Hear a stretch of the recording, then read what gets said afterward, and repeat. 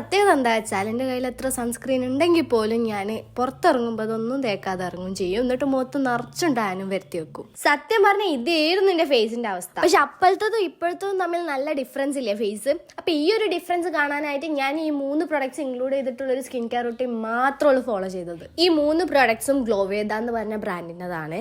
And ആദ്യം തന്നെ ഞാനൊരു ക്ലെൻസർ വെച്ച് ഫേസ് നല്ല വൃത്തിക്ക് ക്ലെൻസ് ചെയ്യും. ഈ ക്ലെൻസറിൽ തുളസി, നീം അങ്ങനത്തെ ഒരുപാട് നല്ല നാച്ചുറൽ ഇൻഗ്രീഡിയൻസ് വരുന്നുണ്ട്.